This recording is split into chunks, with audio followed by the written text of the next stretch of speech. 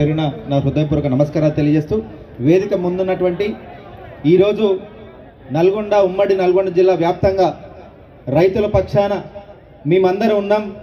రామన్న పిలుపివ్వగానే రైతుల పక్షాన పోరాటం కోసం మేమందరం నడుబింగించి ఈరోజు ముందు వరుసలో నిల్చుంటామని చెప్పి పెద్ద ఎత్తున ప్రతి నియోజకవర్గం నుంచి వేలాదిగా తరలి వచ్చినటువంటి మా బీఆర్ఎస్ పార్టీ సోదరులకు రైతులకు అందరికీ పేరు పేరున నా హృదయపూర్వక నమస్కారాలు తెలియజేస్తున్నా.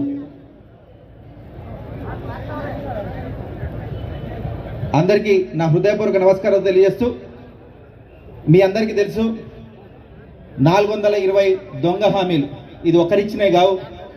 ఎక్కడ పడితే అక్కడ కాంగ్రెస్ నాయకులు మన ఎలక్షన్ సమయంలో ప్రజలని మభ్యపెట్టడానికి కేసీఆర్ గారు ఈ తెలంగాణ ఆస్తిని క్రమబద్ధీకరణగా ప్రజలకు ప్రతి ఒక్క సంక్షేమ పథకం దిశగా ఒక్కొక్కరికి పేద ప్రజలకు పంచుతుంటే అది ఓర్వలేక 420 అబద్ధపు హామీలు ఇచ్చి ఈరోజు వారు ప్రభుత్వంలోకి వచ్చినారు.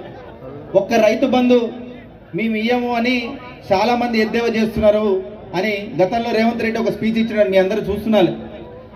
రైతు బంధు కాంగ్రెస్ ప్రభుత్వం వస్తే ఇయ్యదంట, మేమేమన్నా హౌలాగాలమా దివానాగాలమా అన్నారు. ఈరోజు వాళ్ళందరినీ ఏమనాలి మనం? కాంగ్రెస్ పార్టీ గాలు హౌలాగాలు దివానాగాలని మనం అనాలి. కొద్దిగా సిగ్గు తెచ్చుకొని వాళ్ళు ఈరోజు రైతు బంధుని రైతు భరోసాగా వాళ్ళు మార్చింది ఏదైతే ఇచ్చిరో వాళ్ళు 15,000 ఇస్తామని చెప్పి నిన్న మొన్న 12,000 అన్నాడు.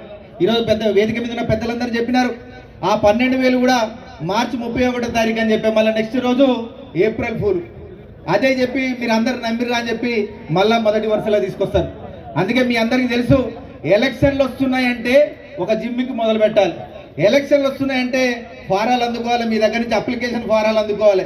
దీనికోసం తప్పితే మనందరికీ వాళ్ళు ఇచ్చినటువంటి సంక్షేమ పథకాలకు నిధులు వాళ్ళ దగ్గర ఏ విధంగా పంచిపెట్టాలి ప్రజలకు అనేది ఏమాత్రం జాత లేదు. అసలు వాళ్ళ దగ్గర తెలివే లేదు.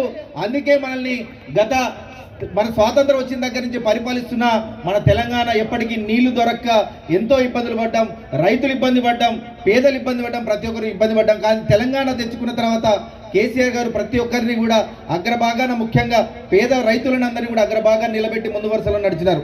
ఈరోజు మన పేదల పక్షాన నిలదీస్తుంటే మన గౌరవ రాష్ట్ర వర్కింగ్ ప్రెసిడెంట్ కేటీఆర్ గారి మీద మీ అందరూ చూస్తున్నారు ఎన్నో కేసులు, అక్రమ కేసులు, ఎన్నో కేసులు. గ్రామంలో ఉన్నటువంటి చిన్న రైతుల కాంచి మన రామన్న దాకా ఎక్కడ లేని కేసులని కొత్తగా తవ్వి కొత్తవి పెడుతున్నారు. దానివల్ల ఎవరం నోరు మూసుకొని కూర్చోలేం, ఖచ్చితంగా ఎదురు తిరుగుతామని చెప్పేసి ఈరోజు కేటీఆర్ గారు పెద్ద ఎత్తున నల్గొండ జిల్లాలో సభ పెట్టి మనందరికి పిలుపునిచ్చిన సంగతి కూడా మీ అందరికీ తెలుసు. అందుకే ఈరోజు వేలాదిగా తరలి వచ్చి మళ్ళొకసారి రైతుల పక్షాన పోరాడతాం, ఖచ్చితంగా నడుం బిగిస్తాం.